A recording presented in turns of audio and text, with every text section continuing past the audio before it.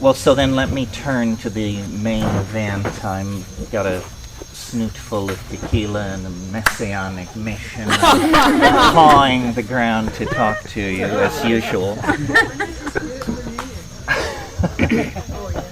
New Year's. Everybody has their own New Year's. That's right. I guess the title of tonight's talk is Linear Societies and Nonlinear Drugs, which is something that I just had to pull out of the air when Ken finally slammed me to the wall for what I would be talking about this night many months ago. But more and more for me, especially with this group, these things have become sort of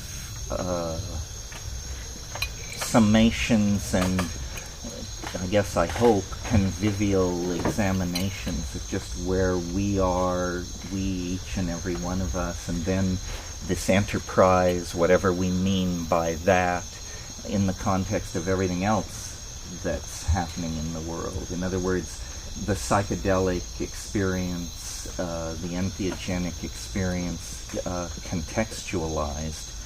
And as I try to think about, what, if anything, I can bring to the party, I guess it's that what I'm interested in is psychedelics as a philosophical tool.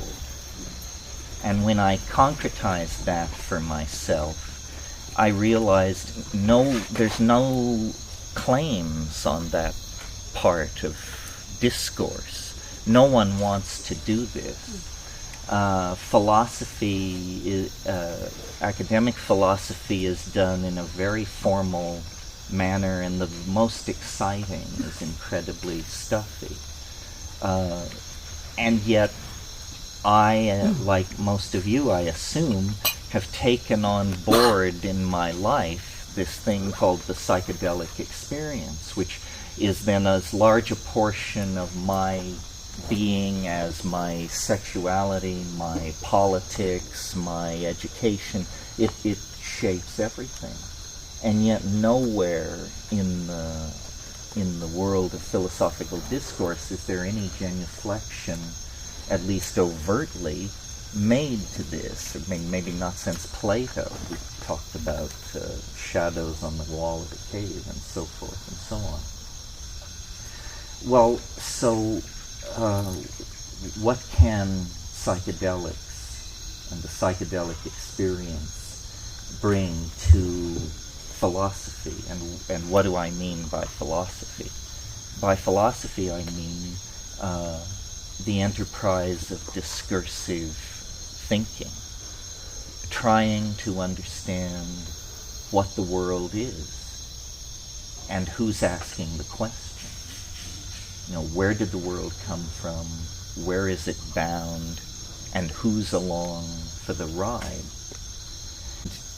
It seems to me that we, as a community, have, this is sort of hard to wrap your mind around, at least for me, but we have, in a sense, inculcated into ourselves the image of an underclass, so that we struggle for legal toleration of our practices and our habits, but we don't struggle for intellectual legitimation of our visions.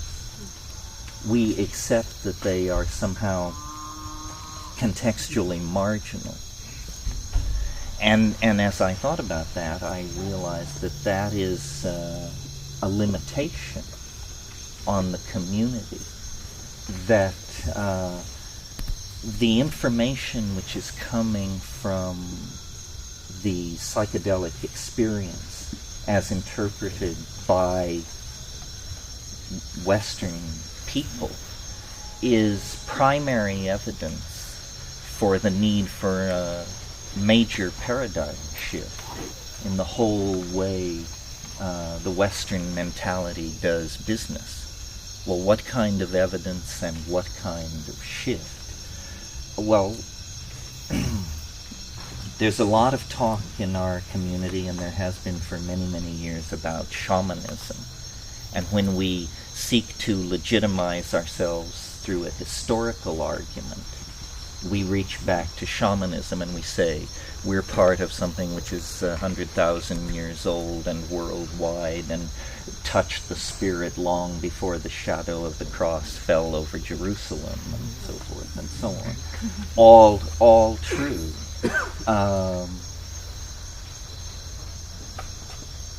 And in a way that has, I think, that tendency, which is part of the broader tendency in the Western mind to valorize and grow nostalgic over the primitive, has put a certain political cast on our